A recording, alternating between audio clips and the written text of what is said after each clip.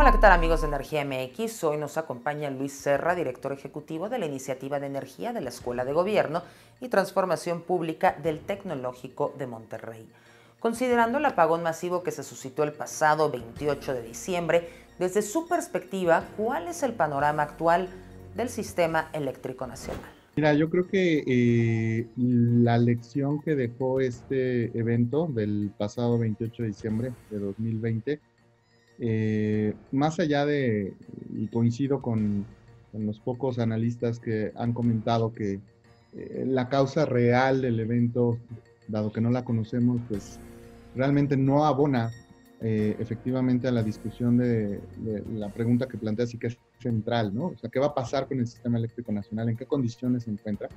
Y realmente lo que evidenció ese evento fue precisamente que este sistema pues ha quedado rebasado, ¿no? Es decir, seguramente lo que ocurrió, independientemente de la causa original, lo único que ocasionó fue que evidenció que esas condiciones de seguridad, confiabilidad que establece el código de red, pues no se cumplieron. ¿Y eso qué significa en términos prácticos? Significa que el sistema eléctrico nacional, como fue diseñado para operar, ya está rebasado. Es decir, ya hay mucho más usuarios y generadores de energía de los que el sistema como tal fue diseñado para poder, digamos, manejar, conducir y de alguna manera pues ofrecer el servicio de suministro eléctrico a todo tipo de consumidores. ¿Qué significa esto? Pues significa que tenemos un reto de infraestructura importante en el país. Esto no es nuevo. Esto déjame decir que es algo que sabía la administración y, digamos, los grandes consumidores de energía, incluso previo a la reforma energética de 2013.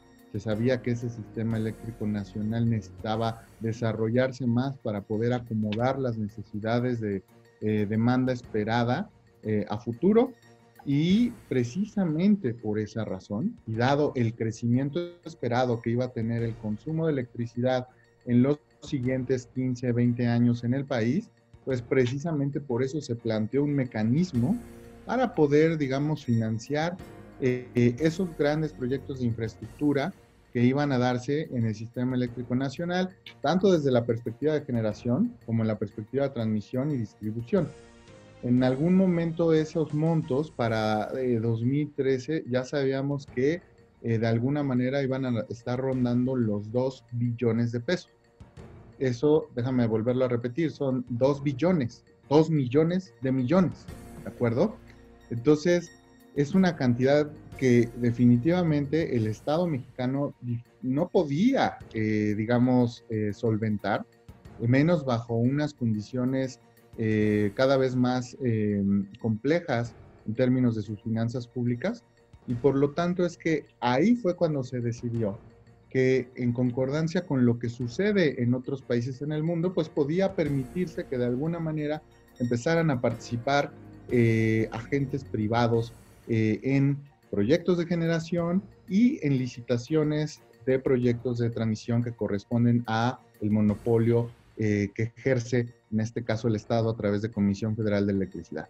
Ahora bien, si eso ya pasaba de alguna manera antes de la reforma energética, la idea con la reforma energética era que se detonara este tipo de proyectos y que se de alguna manera se aliviaran las presiones que tanto el Estado enfrentaba como la misma Comisión Federal de Electricidad.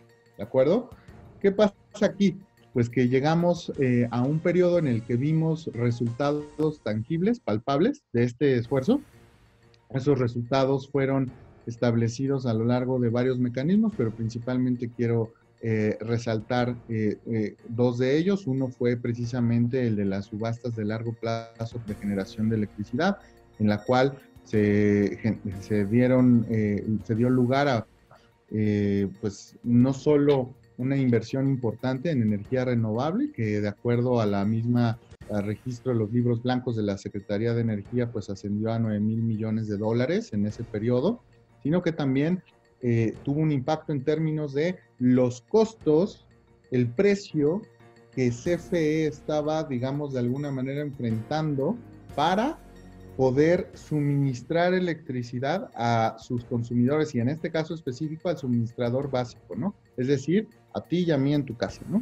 Entonces, CFE con ese mecanismo empezó a poder tener acceso a energía más barata que la que podía tener en sus propias plantas para poderla ofrecer a sus consumidores. Y esos proyectos empezaron a entrar en línea en los últimos 3 años y algunos de ellos pues están justo en ese proceso todavía de entrar en línea y operar. Entonces, ese fue un gran resultado. Otro gran resultado que se iba a dar era la licitación de proyectos de infraestructura de transmisión. Y aquí es donde había un interés importante por crear cableado de transmisión para poder eliminar la congestión que se da en la red en ciertos puntos. Y esto era para también poder incluso facilitar la incorporación de energías renovables al sistema eléctrico nacional. Entonces, esos proyectos, desgraciadamente, llegó la administración en 2018, la administración del presidente López Obrador, y decidió no proseguir con ellos.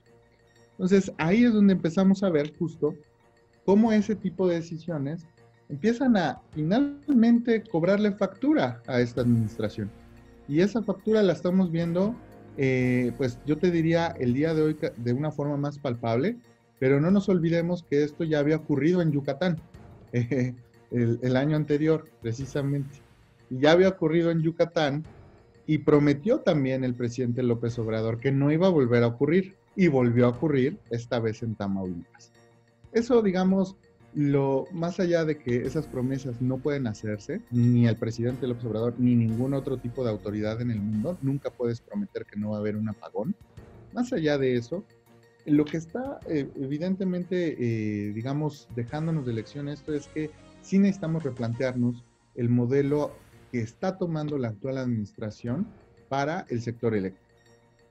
Ahora, la principal causa que argumenta el gobierno en torno a este apagón son las energías renovables, pero se sabe que actualmente su participación no es tan significativa. ¿Podría explicarnos el impacto de la capacidad instalada de energías limpias hasta ahora y cuál sería el contexto en el caso de que sigan creciendo su participación? Es curioso porque en términos de capacidad instalada, digamos, con datos oficiales de Secretaría, tenemos una gran cifra en términos de energía renovable como tal.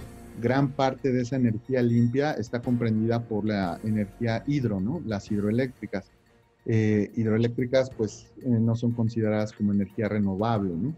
Entonces aquí es donde, por ejemplo, si tú te vas a los números concretos de energía solar y energía solar fotovoltaica y energía eólica, pues apenas estás llegando pues, ligeramente por encima del 10%, ¿no?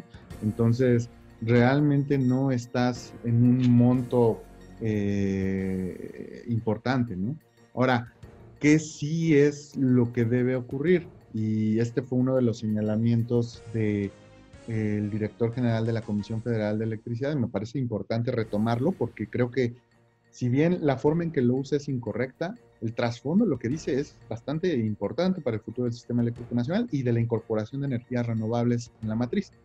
Él lo que argumentó, asociado a las razones del apagón, fue que dijo que de alguna manera la reforma energética le había ocasionado un gran daño a la Comisión Federal de Electricidad al haberle quitado las facultades de planeación y haberlas trasladado hacia el Centro Nacional de Control de Energía y la Secretaría de Energía, y que pues la empresa más importante del sector, y como los seguidores de redes sociales podrán haber confirmado, pues se le llama la empresa potente, ¿no?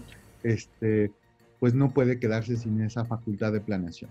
Y aquí es muy importante decirlo, a ver, nosotros tenemos que cumplir con esos acuerdos y además es parte de lo que, más allá de cumplir acuerdos por cumplir acuerdos, hay que recordar que el cambio climático es el reto más importante que enfrenta la humanidad. Así de fácil.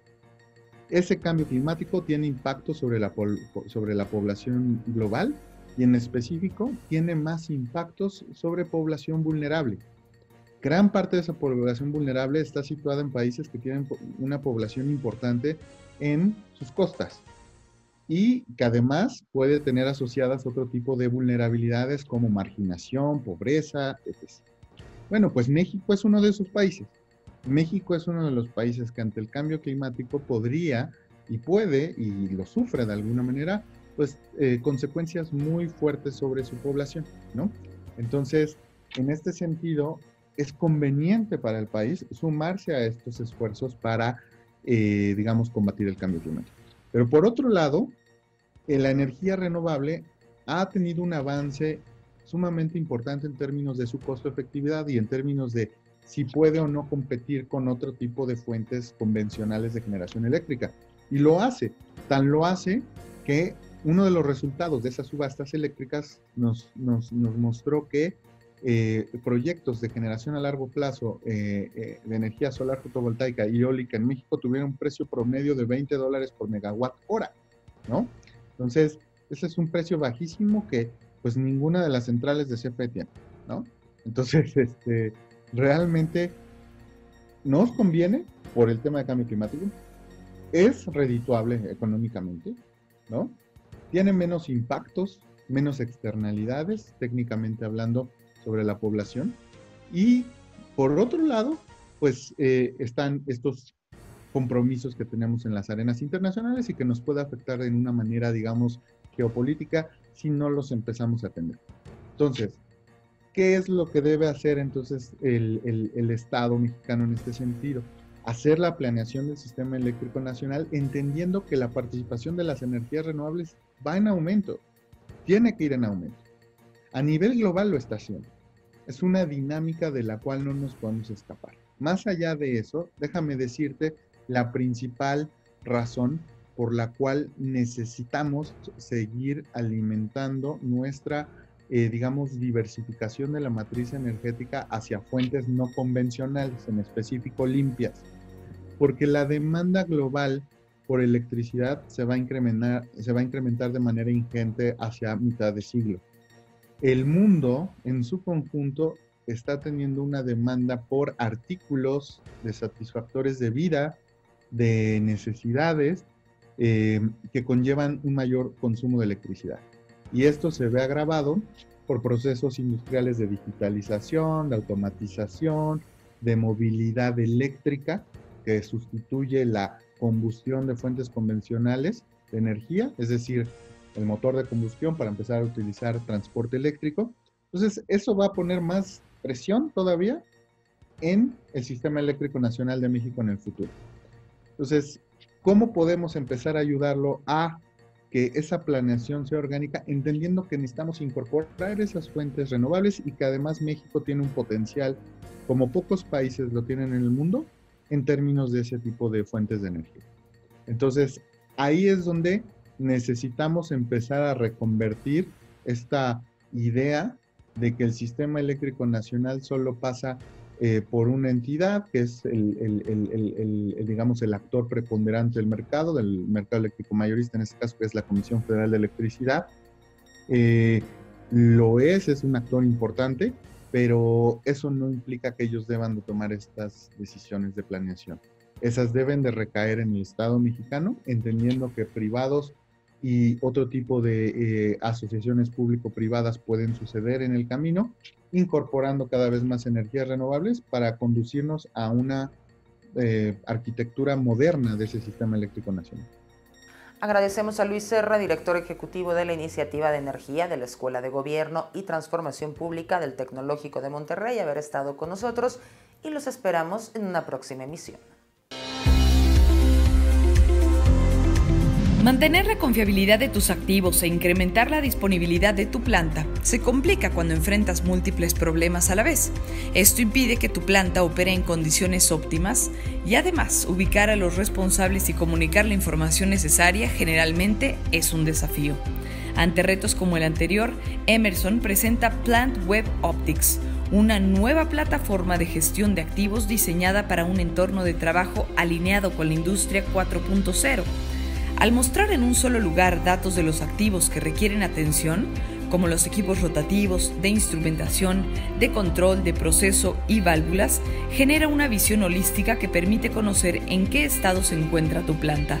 Además, Plant Web Optics pone a disposición del personal los KPIs que requieren en el momento que los requieren, ya sea en una computadora de escritorio, laptop o dispositivo móvil.